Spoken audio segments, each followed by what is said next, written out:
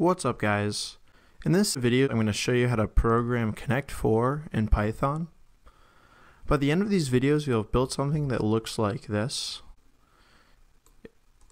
It's a simple two-player Connect4 game with graphics. I think this is a really good exercise for your beginner to intermediate level Python programmers who want to build their skills. I'll just finish up a game real quick just so you can see how this fully works. And as you can see, I have the diagonal and it says player 1 wins. Cool. We're going to do something a little bit simpler and then build up to that graphic-based Connect4 game. It's a command line Connect4 game where you actually manually type in numbers to drop your pieces. So you see the 1 there, the 2, etc. All right, so let's start building that. Just quickly, I want to mention that I'll be programming in Python 3 and then using Sublime Text 2 as my editor. I posted a link to a video on how to set up these things in the description. So one of the first questions I asked myself when I was writing this game is, what is the best way to represent the board? So if I drag in a Connect4 board real quick, you can see that it is 6 rows by 7 columns. And to me, this looks like the perfect structure to represent as a matrix in Python. So that's what we'll do. So we'll define a function called createBoard, and that's not going to accept any inputs. And then we're going to make a matrix of all zeros with the dimensions 6 by 7. And to help us do this, we're going to import a package called NumPy. And if you haven't already installed this, you can open up a terminal window and just type in pip install NumPy. And as you can see, I already have it. So we're going to use this as follows. We're going to say board equals numpy.zeros, and that's going to make a matrix of all zeros, which is good for our initial state, and then the dimensions 6 rows by 7 columns. Cool. And then we just need to return that board. And we can test to make sure that worked by doing the following: create board, and then print board. And as you can see, if I run, oh no, what happened? As you can see, if I run that, we do in fact have this 6 by 7 matrix of all zeros. So that looks good. We can begin writing the main game loop now. So we're going to write a loop that says while not game over.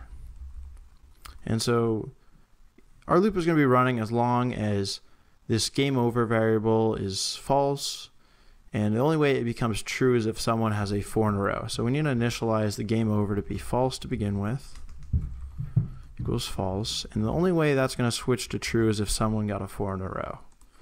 So now we're also going to want to real quick make our board initialize before we start the game, just so we have something to put pieces into. So we have our board, we have our game over variable, and now we're going to want to be able to ask for player 1 input. And then we're also going to want to eventually be able to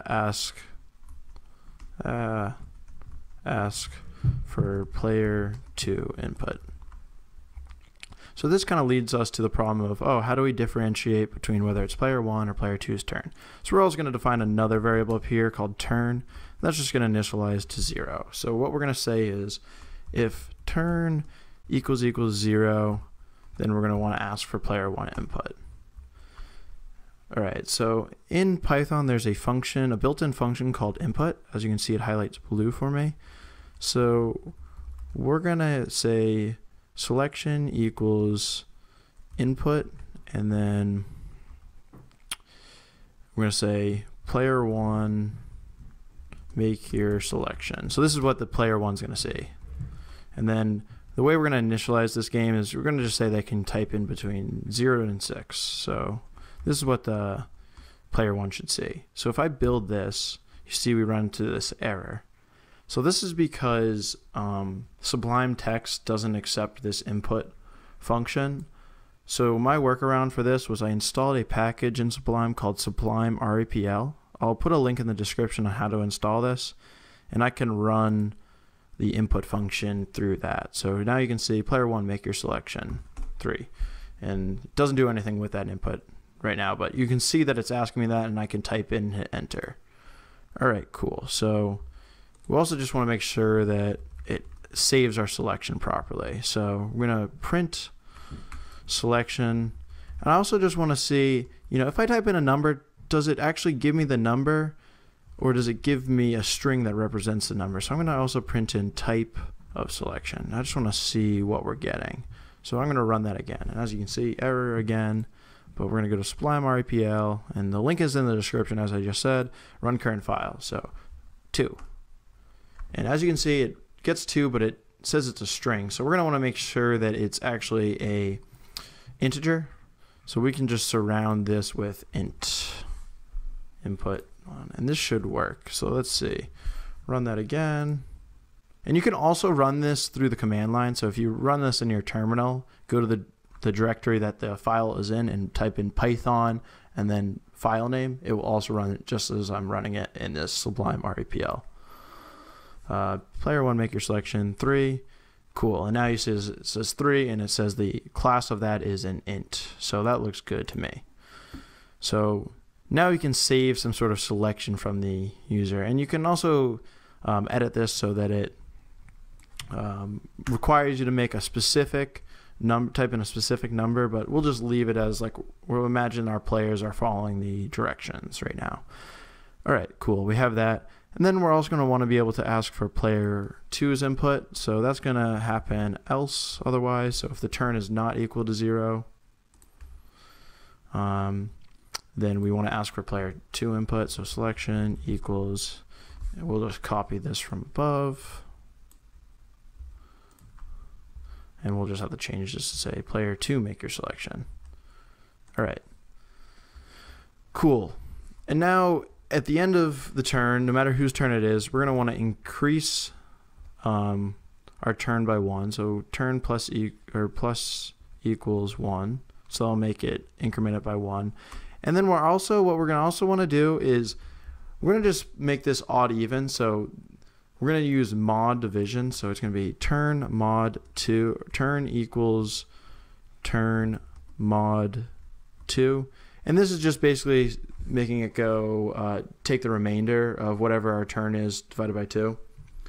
So this is just going to alternate it between 0 and 1. So it will alternate between player 1's turn and player 2's turn. So let's just see if this works properly. So we're going to run this. Build Python current file. Player 1, make your selection 2. Player 2, make your selection 4. Player 1, make your selection 2. Oh, that looks good. It's alternating between our player 1 and our player 2. Cool. Okay, and now we're going to want to start building our actual functionality. We're going to want to be able to make this selection right here actually drop a piece into our board. So I'm going to define another function up here called definition drop piece. And we might define a couple functions. So maybe have a drop piece, and I'll just do pass for now. And maybe we'll also have like is valid location. So that will check whatever number that the player typed in. We'll check to see if that's a valid location. We'll also define a function called getNextOpenRow. And how all these functions are going to work together is as follows. So it all begins with the player making a selection. The 0 to 6 here represents the column that they want to drop their piece in. So maybe a more appropriate title for this would be COL representing column. COL. Next, we're going to take this column and the current board we have and pass it into this isValidLocation function. So board column. And to visualize how we can check to see if the column they selected is a valid location, we will print out the board real quick.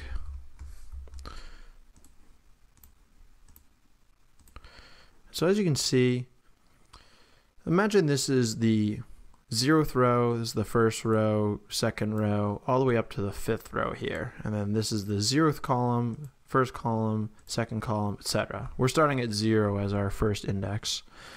So if we wanted to check if the column that the user selected, let's just assume that the user always types in a valid number 0 to 6. If we wanted to check to see if it's valid, all we need to do is make sure that this top row for that specific column is not been filled.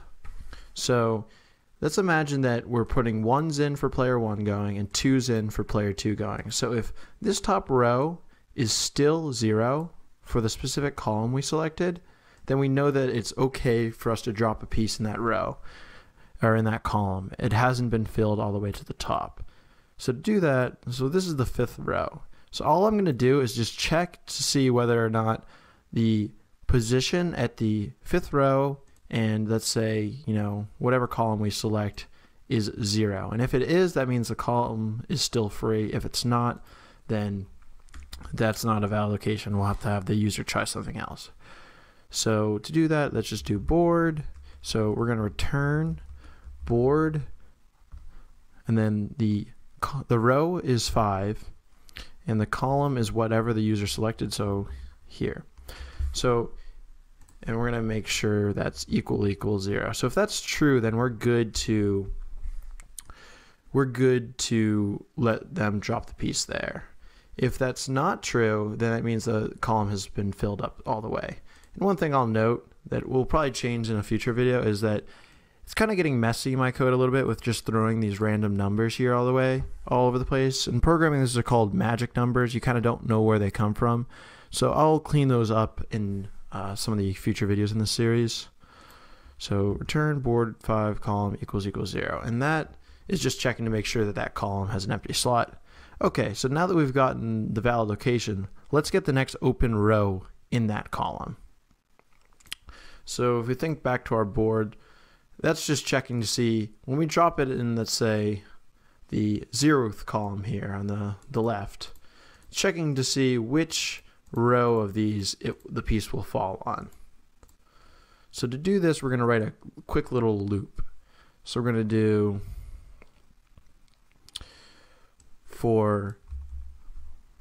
and we're going to also have to pass in the board and the column into this one.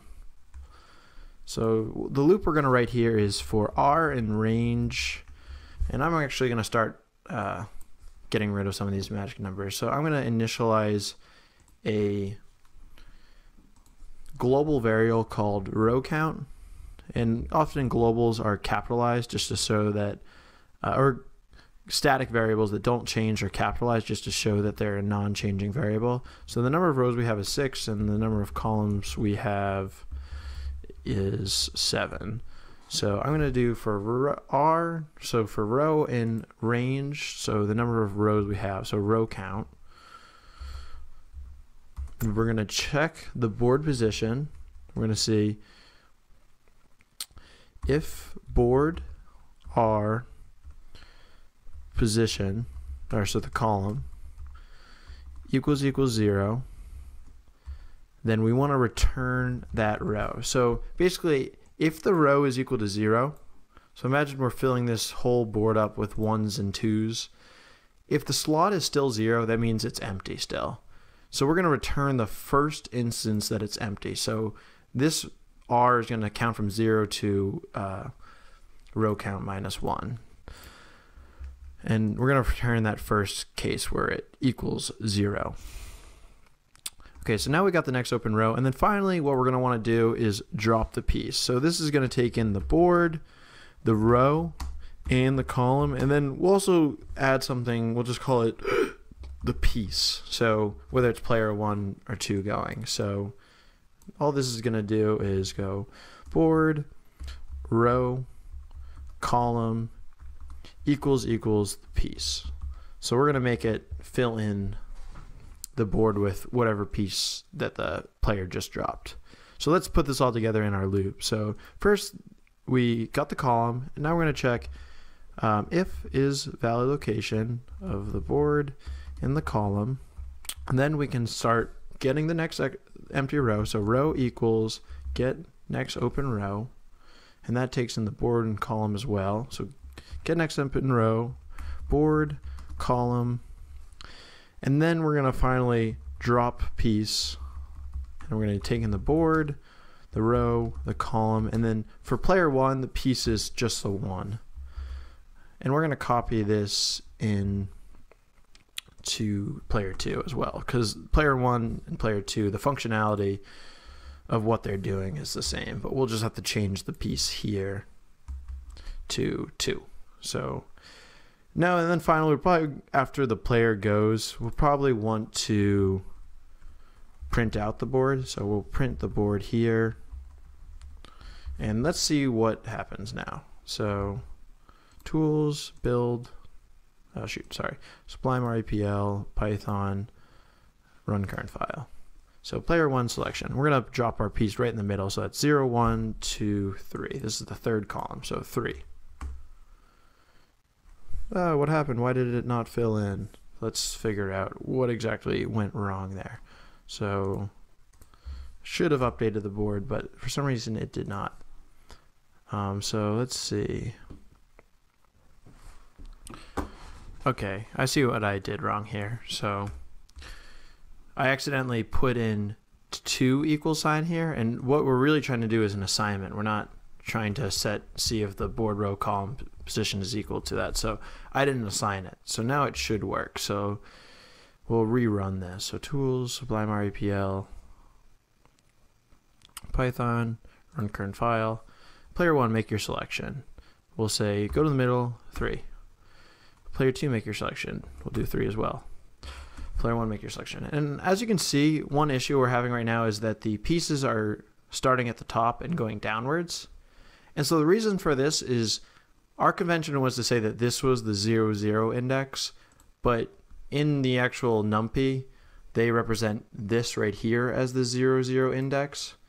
So I'm just going to add an additional function real quick called printBoard. And all that's going to do is change the orientation so that what we're seeing is actually the flipped over the way we're expecting to see a Connect 4 board kind of be building from bottom up. So printBoard, and we just need to pass in the board. And all we're going to do is there's a command in NumPy. So the command is, let me just remember it. It is np.flip. I'm going to do board, and then you have to flip it over. You have to specify the axis, so the 0 is the axis. We're going to flip the board over the x-axis. So that should get it upside, the right side up again. So instead of doing print board here, we're going to now call our new print function. So print board, and then board. And we can also do that down here if we want to. Print, it doesn't matter, I guess, to start, but print board, whatever. Okay, now let's run it again. Tools, Sublime REPL, Python, run current file. Player 1, make your selection. 3, 3, 3. And as you can see now, it's building up with 1s and 2s, just how we expect. The one problem with this is that if I actually won this game, so as you can see, I just won with player 1 down the bottom, the game doesn't let me know at all that I won. So we need to implement that functionality. So we're going to define a function called winning move, and we're going to have that take in the board and then the last piece that was dropped. So winning move, there's a bunch of different ways to implement this, and the way we're going to do is not the most efficient method, but it's probably the easiest to describe in a video, so that's kind of why I'm selecting it. But we're going to manually check all of the different possible places you could win in Connect 4, so all the horizontals, all the verticals, and all the diagonals, and check to see if there is a winning combination on the board. And because we're doing this after every turn, we're going to pick up the first instance of that winning combination, so we'll know who won. Probably the more practical way would be to just check around the spaces where the last piece was dropped. But that code got a little bit messier when I was doing it before, so I'm going to just do it this way. So we're going to first check all of the horizontal locations. And to do that, we'll have a loop that iterates over the columns. So for C in range column count, and so we defined a column count up here above, and that's 7. And one thing I think would be a cool challenge for you guys to try that I don't think my game is going to be able to do at this point in time is a very well designed like Connect 4 game. You would be able to change these numbers, so like I could change it to say like 12 or something, and this to like 8, and the game would still be able to work. You still have like a Connect 4 game, but just a bigger board. And so that's like kind of a cool way to make sure like you've designed things in a smart way where you don't have just these random like magic numbers popping up all over the place. And I'm actually going to change this real quick to row count and column count, just because I'm going to try to eliminate the magic numbers where I can. And we'll clean this up to row count -1. So this is the last row, the index of the last row. Okay, getting back to winning move. So we want to check horizontal locations for the win. So we're going to first loop over all of the columns, and then we're also going to have a loop over all of the rows. And what this loop is going to be over is not every single position, but over all of the possible starting positions for a horizontal win. So if we think about our board, a horizontal win can start this spot, this spot, this spot, and this spot. It can't start here because you can't go 4 over from this location. So this is our last column, the third column in terms of indices. And then upwards, we can go all the way to the top vertically, because it can. So this half, sorry, you can't really see, but where I'm making a box around, that half is where our starting locations can be for this first check. So we're iterating over the columns, so it can only be the number of columns, and then we have to subtract 3 because 3 of those columns couldn't actually work. So we're subtracting 3 off of that one, and then all of the rows could work, so that's totally fine. So now we're going to check all of the 4 in a row locations. So this is going to look like something like this. So if board row column, so this is just indexing the matrix, equals piece, and board row C+1, so this is taking the next one to the right, so we're checking horizontally, so we're only changing the columns, equals piece, and board R C+2 equals piece, and then finally, and board, this is the 4th piece in a row, board C+3 equals piece. Then we're going to return true. So we want to return true the first time this happens. We're not going to return this expression because that would break out of this loop before we wanted it to. Okay, and so what, write again. This is not the best way probably to write it. You know, we have these magic numbers popping up, but it's just a very simple way to check for all those horizontal locations, right? So let's do the same thing with vertical locations for win. And actually, before I do that, let's just check to see if we can get some functionality on this. So if valid location, and we're going to also write a if statement that says if winning move. And so we're going to say board, and then the piece is 1. So if it's winning move, we're going to just print out player 1 wins. Congrats. Yay. Okay, let's just see if that works with the horizontal real quick. And then we're also going to want to set this game over variable to true, because the game is in fact over if the move is winning. So let's just run that real quick. Python, run current file. Okay, player 1, make your selection. 3.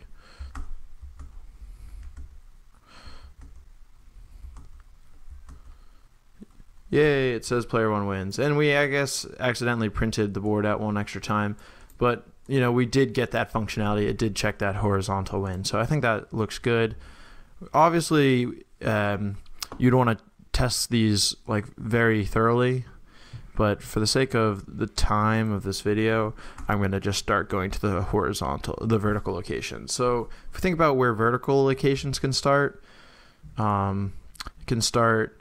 we need 4 up, so it can start. It's pretty much the opposite of the horizontal. So vertical could start all of this bottom section because we need 4 up, but it can be in any column. So it's going to be pretty similar to the last loop, but we're going to have to change the row. So you'll see in a sec. Shift tab, Shift tab. We're going to have to change, instead of the column count doing for C and column count -3, we're going to have to do row count -3 because we can't start at the top row. And then we're going to have to add these pluses to the rows actually. Row +1, row +2,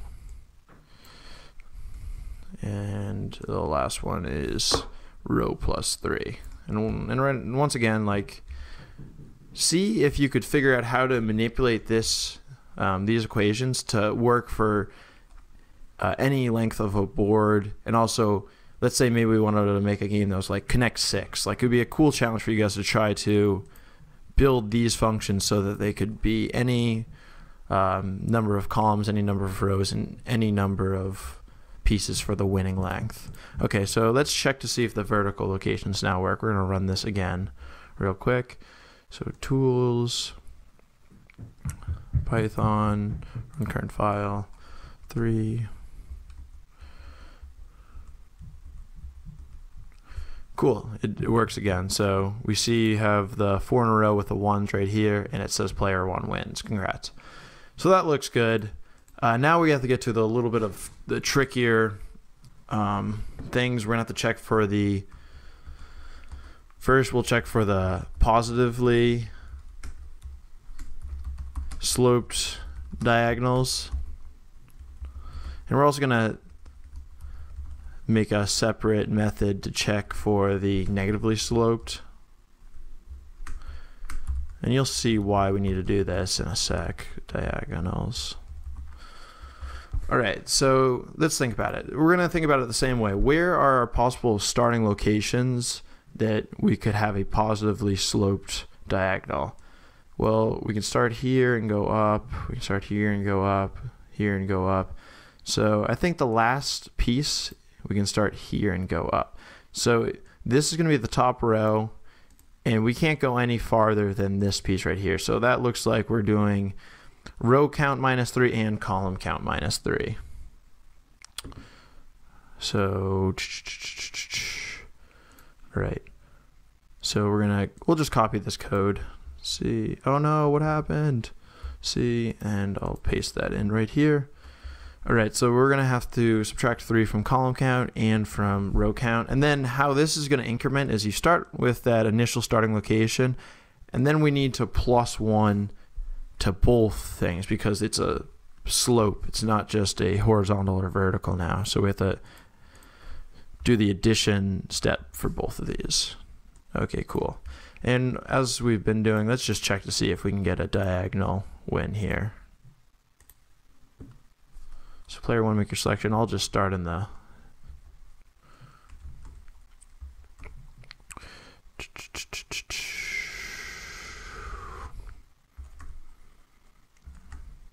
all right, we're almost there.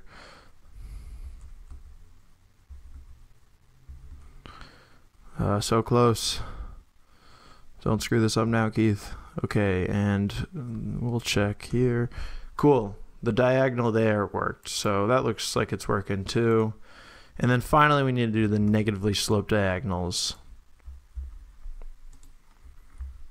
And so if we think about negatively sloped diagonals, they can start at the top and go downwards, but they couldn't start any lower than this right here. Or this is the last one they could start at because they have to go down 4.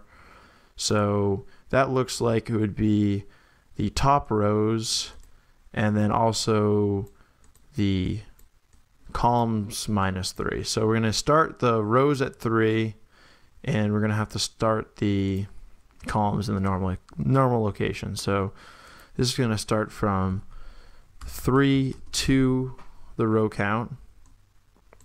And so it's 3 because if you think about it, this is the 0th row, this is the 1st row, 2nd row, 3rd row. So even though it's actually the 4th up, it's 3rd index. So that's why we're starting at 3. And that's going to go all the way to the top. And the column count's actually good as it is. And so this is going to have to now go, it's going to go positively over in the column direction, but it's going to go down a row. So -1 here, -2 here, and this is just a negative slope. You have one direction positive, one direction negative, and this will be -3. So let's test to see if this worked. Come on. RPL Python current file. Okay, we'll just build up the left side first.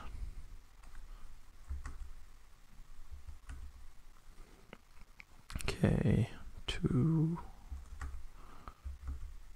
Okay.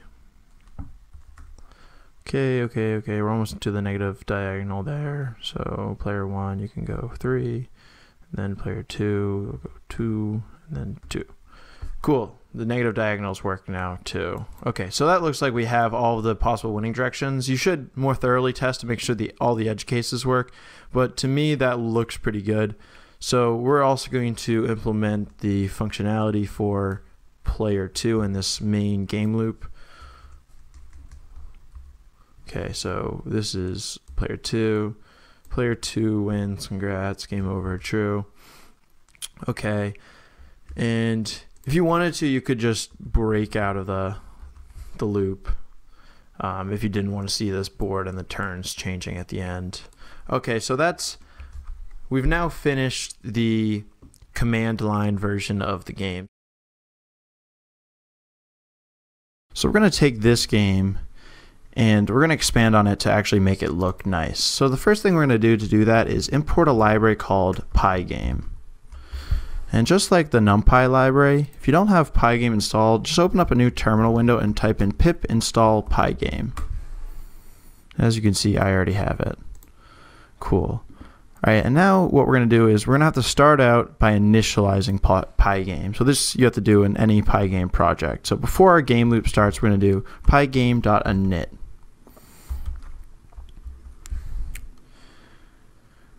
Okay. And then what we're going to have to do is define our screen size. How big do we want our game to be? So if I real quick just build the finished version I have, you can see that, it's pretty, you can kind of break this game down into squares, I would say.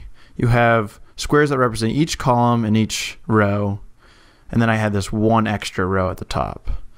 So we're going to define each one of those squares as 100 pixels. So the sizes we're going to talk about right now are all in pixels. So the square size is going to be 100 pixels. And then our width for our screen is going to be the number of columns, so the column count, times the square size. Cool. And the height is going to be the row count times the square size. And actually, if you saw the game I just dragged in, I'll drag it in one more time. I actually added one additional row because I wanted this spot where I could display this circle that I'm dropping. So we'll actually make this row count plus 1 times square size for the height. And that will be packaged together nicely in a variable called size, which will be a tuple of width comma height.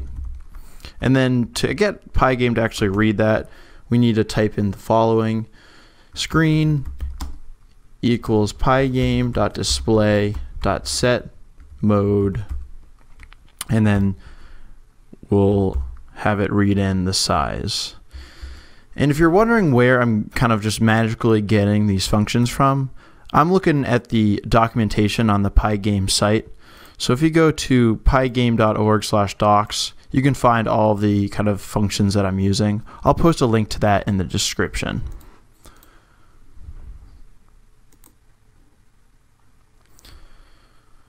And we're going to real quick test to see our screen is actually working. So you can just run Control B, and as you can see, the window popped up and then it disappeared. We'll handle why it's disappearing in a second. So it looked like though it is reading in that screen. Cool. So let's now create a function called, we're going to do a couple things. So I think first we'll define a function called drawBoard, and this will just be like print board that we defined up here. But now we're actually going to draw it with the pygame graphics. So draw board is going to have to take in the board, and that's about it. And I'll actually pass this for now because we're going to make some changes to our loop before we do this draw board. So the first major change we're going to have to do to our loop is pygame is an event-based game library. So pygame kind of works and allows you to function in the game by just reading all of your movements of your, the keys you press, the mouse buttons you click, the mouse, like how you move your mouse. It reads those all in as individual events. So that looks like something like this. So for event in pygame.event.get, and as I just said, events are like mouse motion, mouse button down, key down, etc. So we're going to drop a piece by clicking down. So that's one of the important events we'll have to get. So we're going to first do, just kind of follow me on this one, event type, if the event type equals pygame.quit. So this is just something you want to handle in all of your games that you make, just allowing your game to properly exit out if you click the button here in the top right that X's out of it. So if that happens, we have to do a system exit just so it properly shuts down. And to get this sys right here, we're going to have to import that into our project as well. That means system, and that comes default in any Python installation. Okay, system exit. Now to get to the more interesting stuff, the event that we really are going to care about to start is mouse button down. So if event.type equals pygame.mouse button down, and all of the different events you can also find on the Pygame website under the docs. The game is going to run by us clicking down on a specific spot on the screen where we want to drop the piece. So instead of reading in the column we want to drop it in, as we did previously, now this column is going to be populated by where we click. So I'm going to real quick put all of this behavior into this mouse button down event type, because now the events of us dropping the piece always happen when we click the mouse button down. So we don't want it to happen otherwise. We don't want it to be asking for this input. All right, so column equals, and this is going to be where we click on the screen. So just for now, I'm going to just kind of comment out this stuff just so it doesn't run on us while we're testing. Control. And let's just real quick see if this fixed our error of the screen disappearing right when it pops up. What happened?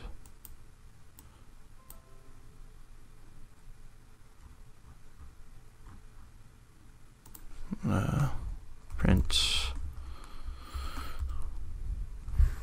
And as you can see, now we have this screen and it's not, it's staying here. So that's because we actually added in this event loop here. It knows to kind of continue while these events are happening. And the exit out will be handled properly by the system exit. Cool. All right, so we have our screen looking pretty good, but doesn't have any graphics, obviously.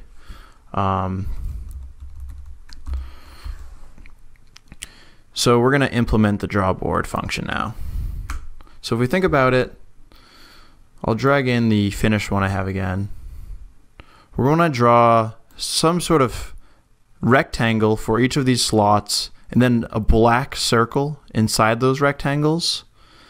And then we'll have to draw this afterwards, this piece that we drop. And then whenever we do drop a piece, the one or two that's in our command line based game will become like a red circle or a yellow circle based on what we're doing. So let's implement this. So first, we're going to iterate through kind of every spot in our board. So for R, or for, we'll say C in range column count. And then we'll do the same thing for R in range row count, just as we did above here when we were iterating through all the spots. Well, we need to initially just draw it as like an open, a blue rectangle, and then in that blue rectangle we want a black circle. So we're going to do a pygame.draw function. So first we're going to draw a blue rectangle. So that looks like kind of our game board, and then the black circle inside of that will be the open slot. So we're going to draw that on the screen, and I'm going to drag in again the library so I can see exactly what I'm doing. So as you can see here, pygame.draw rect, we need to take in the surface, the color, the rectangle we want to draw, and then the width. So the screen is the surface we want to draw it on. The color is, we want a blue color. So I'm going to define blue as a global variable, a global static variable up above.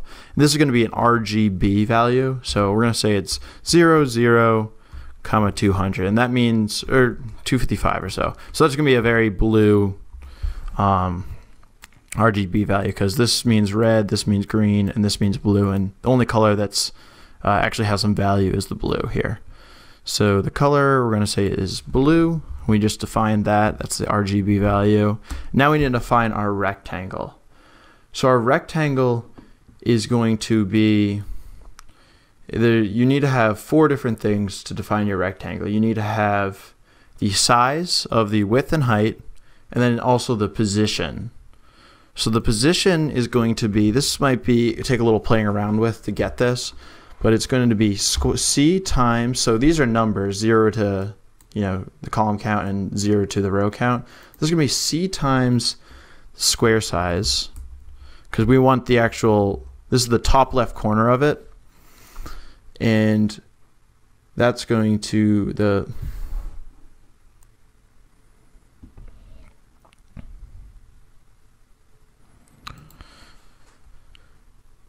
and then our position on the y-axis is going to be r times the square size, and our height and width are going to be the other 2 parameters of this that make up a rectangle object, and that's just going to be, it's going to be a square, so it's square size, height and width are the same. And the width argument that I showed was in the documentation. As you can see, it's defined as 0, so that's optional. I think that's just the outline, like the line that surrounds the square, so we don't need to implement that. All right, let's test to see if just these rectangles draw properly. So down here, we'll just do a draw board, take in the board, as we did here. And then what we have to do whenever we want to update our display is do pygame.display.update. And that will make sure that we actually see what we're supposed to see. So we'll build that real quick. Oh, and as you can see, we have this just giant mound of blue. And the one problem I see right now is it's not actually opening up I wanted the top to be open so we could have a piece that swings around it so it shows us where we're dropping it. So I think the problem with that is because our axis starts at 0, 0. We actually need to shift down by 1 square size to kind of account for that offset that we left for that space. So we're going to have to add a square size here. Now I build this again, and as you can see, it looks proper. Now we'll need to fill in some circles to represent the slots. So we'll do that by drawing a circle in pygame, and that's also in the documentation. So we'll do pygame.draw.circle, and that's going to take in the surface of a screen. And now we need a color. So I think a good color would be just black. So we'll define black up above too. And black in RGB is just 0 everything. 0, 0, 0. Okay, so this is black. And then let's drag in the documentation real quick to see how we're going to finish off this circle. So circle, circle, circle. Okay, position and then radius. So this is going to be the position of the center of the circle as you see in the documentation, and the radius will probably want to be a little bit smaller than our square size just so there's the circles aren't touching. So let's define a radius too. So our radius is going to be, define that under the width and height and whatnot. So our radius is going to be a little bit less than the square size. So we'll do, I'm going to make this, also they have to be integer values I believe, so once we start getting into division it might get a little bit messy. So it's going to be int square size divided by 2 because it needs to be, the radius is half the diameter, and the diameter would be the full square size. And then we'll just minus an arbitrary like integer value off of that. So now we can draw our circle with that radius, but we'll have to do the position first. So the position, where is it? I forget. Oh, it's in Dropboard. The position is going to be, so if this is the top left of the rectangle, our position for the center of the circle is going to have to be that, then with some offset. So square size, then r times square size plus square size. And the offset is going to have to be like half of it because we're talking about the radius. So half of the rectangle is going to be adding an additional square size divided by 2. Adding a square size divided by 2. All right, let's see what happens now. Oh, and then actually we're gonna have to do actually specify the radius. So the radius is what we defined just a second ago. Build. What happened? Yeah, integer argument expected. Okay, so it looks like this division caused us to have some floats in our code, so we're gonna have to actually make this int. Yeah, pygame, it seems like only accepts integers, so make sure that every position and radius value you make a integer. Come on, baby, let's go. Cool, yay, we got a board. We'll finish implementing this graphics, we'll implement the piece dropping, and then a nice little piece follower up here. So to start this video, navigate down to the main game loop. Before, when we were selecting which column we wanted to drop a piece in, we manually typed in a number between 0 and 6 to specify this. Now that we have a graphic, we want the column that we drop the piece in to be dependent on where we click. So if I click on the left side of the screen, we want it to drop the piece in the left column. If I click the middle column, etc. So where we drop the piece depends on the X position of our mouse pointer. So luckily for us, pygame makes getting the X position of your mouse super easy. So if you go to the pygame documentations under the events, it lists all of these events and then it lists the properties you can get on these events. So for us, we care about mouse button down and we care about the position. So position gives us an X, Y tuple of where we clicked. And I can use that as follows. So I can do print event.position, and then I can rerun our game. And so as I click on the screen, you'll be able to see in the bottom left the positions where I'm clicking. So if I click in the top left of the screen, it's about 0, 0. That's where our axis starts. If I click in the bottom right of the screen, that's the full dimension of our game. And we specify that to be 700, 700. So these are the pixel values of where we're clicking. To develop a kind of way to select the column based on where we click, we need to try to find a pattern on clicking in these different columns. So I'm going to do that real quick. And if we look at all of these clicks I just made, we can see the first click is between 0 and 100, second click is between 100 and 200, 200 and 300, etc. So the last column is between 600 and 700. So if we can somehow round these numbers down to just give us 0 to 6, we're back at where we were when we manually typed in those numbers. So we're going to do that real quick. So we can go ahead and uncomment all of this code, and actually this is supposed to be a comment, so we can uncomment this code right here, and we can just comment this out for now. So column, so we want that to be, we'll say that the X position, so this is a tuple and the X values first, so the position of X is equal to event.position, and then it's the 0th element of that. The column now is going to be, so this is between 0 and 700. So the column we can get using, we're going to also, just to make this our lives easier, we're going to import a library called math. This comes default in any Python installation. So we are going to get what we want to drop it by doing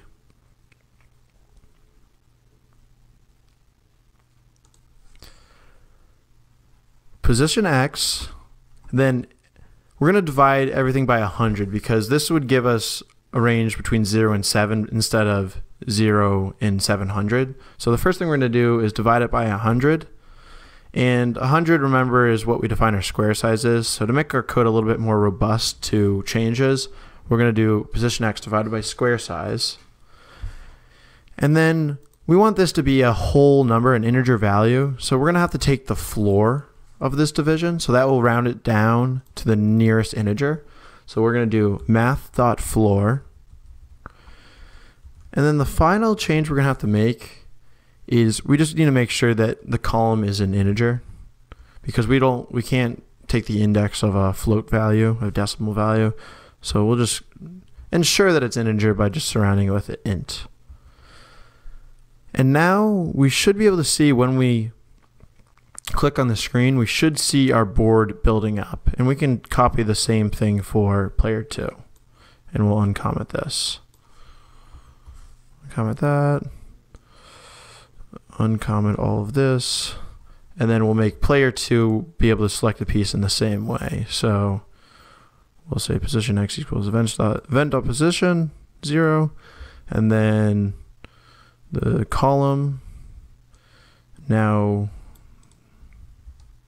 oh my god, I'm messy. Okay, we'll delete this line. Cool. So let's see what happens when we build the game. So now we have this. Where's the actual game window? What happened? Oh, it didn't pop up for some reason. So click down the middle. If you can see over here in the bottom right, our game did pick up that click. So I click on the middle again, keep clicking on the middle, and it keeps reading that I'm dropping the pieces in. So that looks really good. Now we actually have to just represent that on the screen. So to do this, we'll just make a small change to our draw board function that draws the graphics. So navigate to draw board, and we'll just do a if statement here.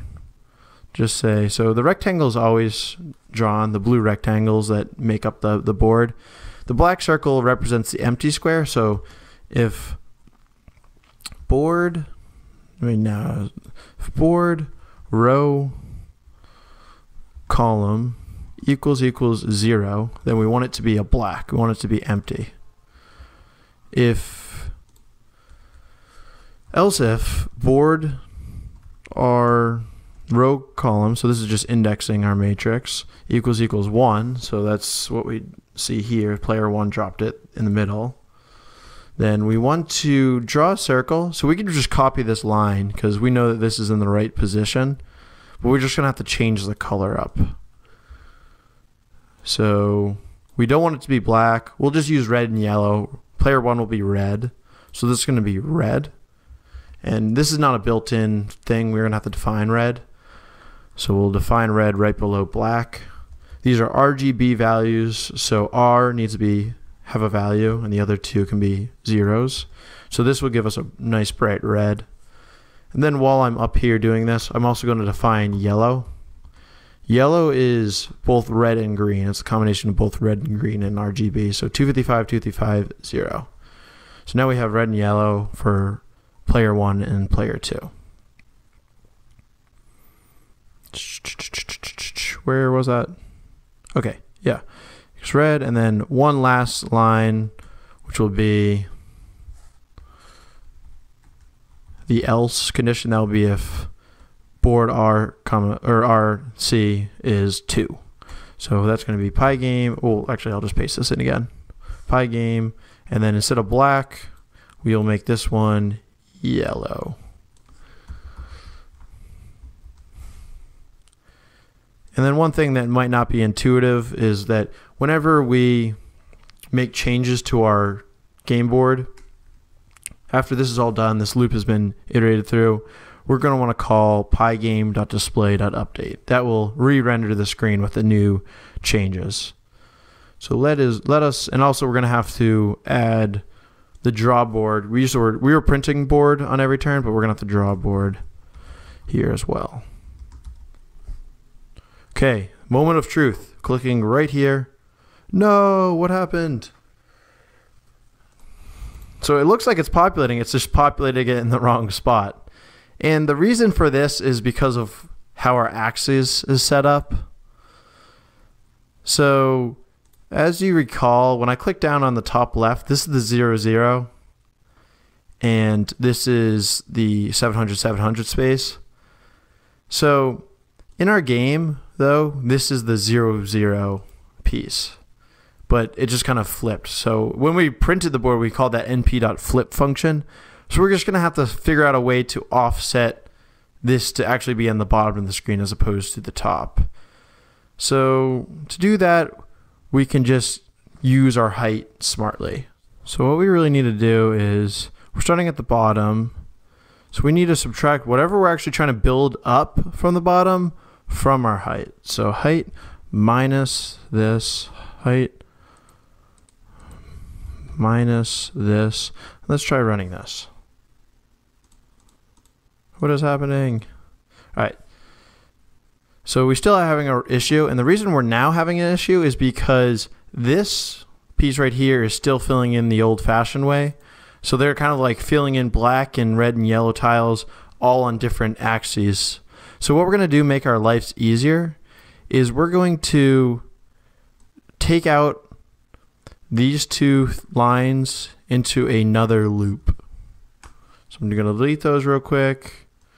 And we're just going to do a whole nother loop of, so just try to bear with me here. I'm going to copy this stuff. We're going to iterate through everything again.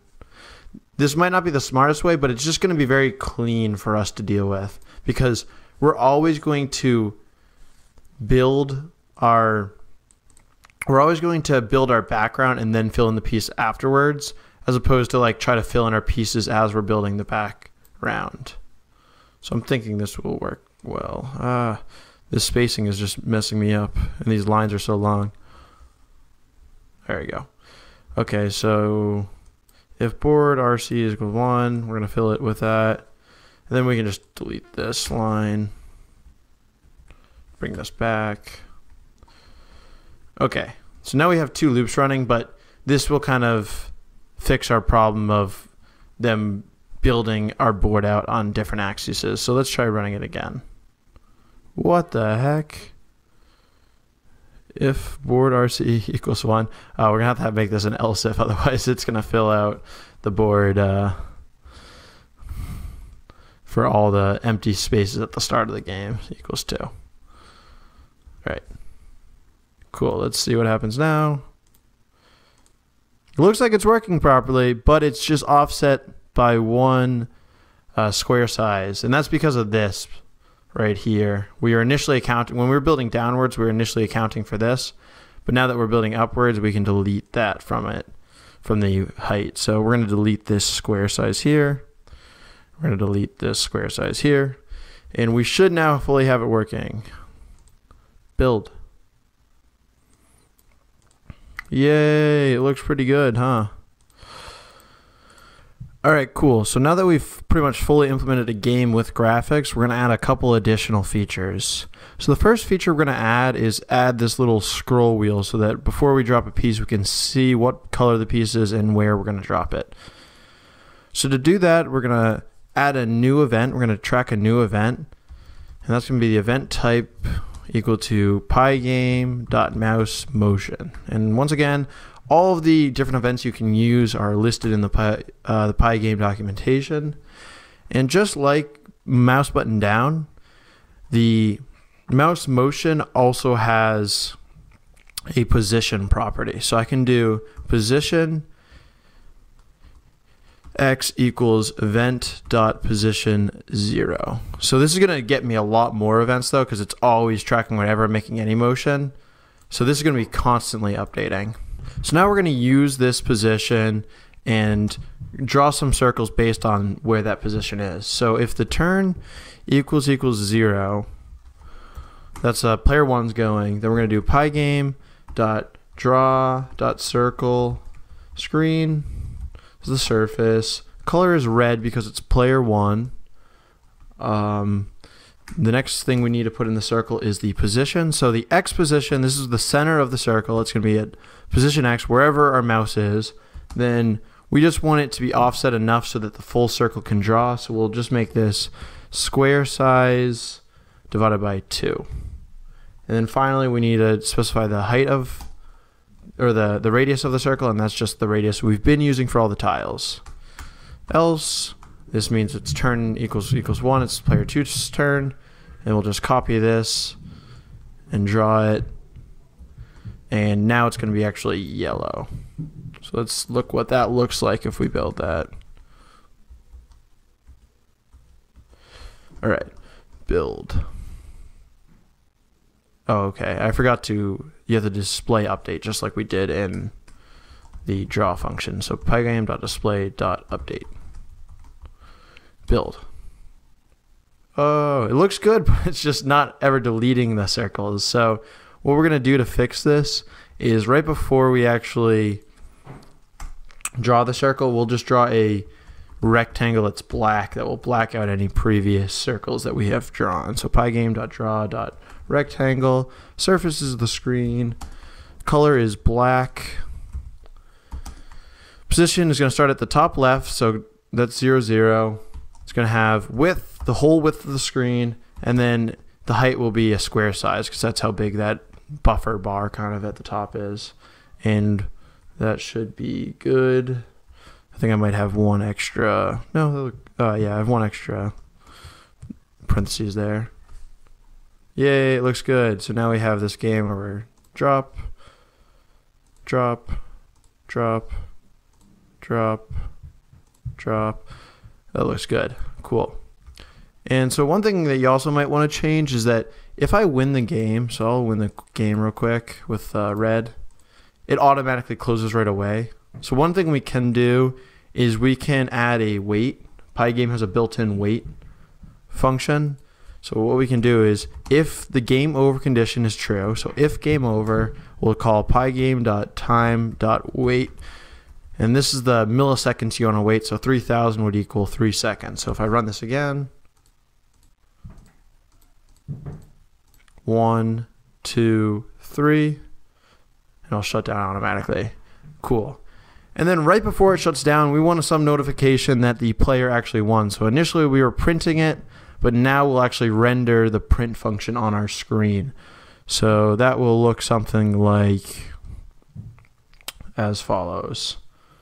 So we're going to delete the line that says player 1 wins, and we're going to initialize a font up top. So that will look like, we'll do it right below the first update. So we'll do my font equals pygame.font.system font. This is all in the documentation. I'm just copying some previous code I wrote.